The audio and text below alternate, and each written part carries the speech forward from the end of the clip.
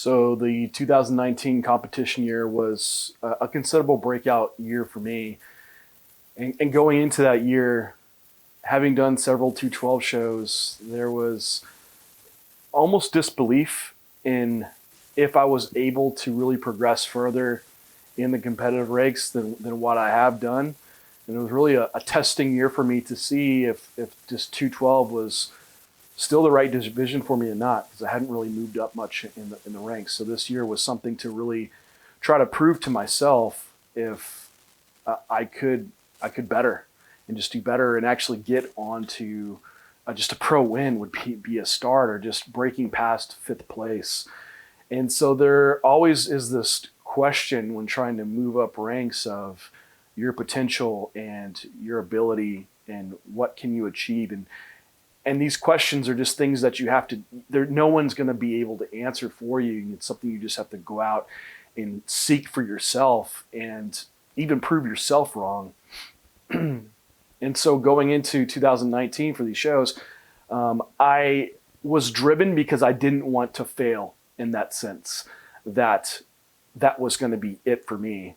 And going into my first pro show for that year was a third place. And that was a move up and a significant improvement in my look.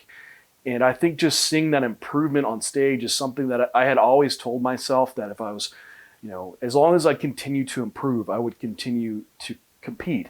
And I would never want to get on stage and not bring something better. And that's happened in the past. You have bad years and it does happen. But there was a definite improvement in my physique, but also an improvement in placing too, which that just gave me a fire right away inside me. And I had belief in myself that I could actually win a pro show, that I could go to the Olympia. And that really set me ablaze for all of 2019, going into Tampa and then winning Tampa. And then I was just on top of the moon going into Olympia, already qualified, already super contest lean and shredded. It's just like basically coast in on this high into the Olympia. And then even more overwhelming feelings of actually getting fourth at the Olympia. So just getting there was phenomenal. But then even placing it within that top 5 spot just blew me away.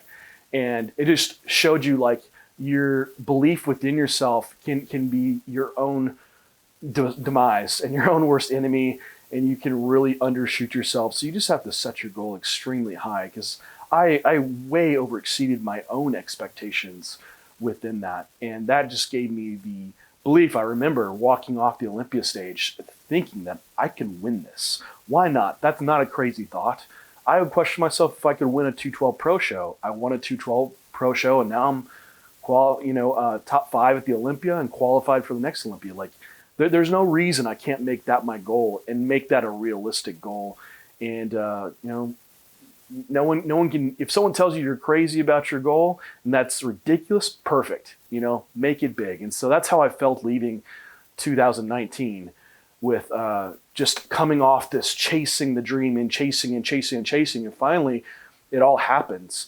And for 2020 now, I've been able to just sit with those emotions and take it in and do a lot of reflecting back into how that felt and trying to recall all those things and just embrace already being qualified for the Olympia, especially with such a challenging year. So it's very much a different prep going into this year's Olympia, already being qualified. And it's easy to let yourself slip back into those normal emotions that you had for myself of, wondering potential, wondering about improvement. Will you bring that? Because 2019, it was this breakout year for me where I was constantly making these vast improvements. And so you kind of set this new expectation up for yourself of like, that's the new standard that you want to bring and to not slip back for that too. There is always a pressure there. And I think it's a healthy pressure to have, as long as it doesn't slip into something negative where you get into that self-doubt, like I can't do this. How am I going to be better? How am I going to beat these other guys? And that's just something I can't let slip in, and it's easy to do. I think those are the times to have that self-reflection back to 2019 when I was just so wondering if I could even be a 212 competitor anymore. And then I'm fourth at the Olympia. Like, think back on that and reflect on that. So having those self-reflections, I think, is really important. And even in the days of challenges on prep, when you have any doubts at all, I think thinking back on those feelings and kind of analyzing them and seeing if those emotions are even accurate and logical, and talking myself out of them. And usually it's very much not ever even the case. And then, it's important to have like a good support network, surrounded by the people that really do love me and care about me and want to see me do really well. So my wife, Renee, for her this year, like she had that grind of like continuing improvement and like getting qualified for nationals and then getting her pro card. And so, even recalling that and seeing like having people do amazing things around me is extremely inspiring. And my coach, Andrew Vu, always believing me in knowing, like, just seeing like you have change and we're going to bring that to stage. Those are the type of people that I look for my support and my feedback, and value that. Not everyone that's around me, or it's easy to get negative criticism with social media. It's so much around us all. So going into this Olympia is the mindset that I will bring an improved look, and I will display that on stage. And I was talking with my dad a few months ago, and he's a carpenter, so that's he's extremely talented. That's his craft. And he's like, John, I create stuff out of wood. You create stuff out of a body, and that's my creativity to display something on stage and give something that I am proud of. And that's what I always want to be, just proud of what I present and have that improvement to really show. And that's what I plan to bring to the Olympia. So 2020 will be a great Olympia.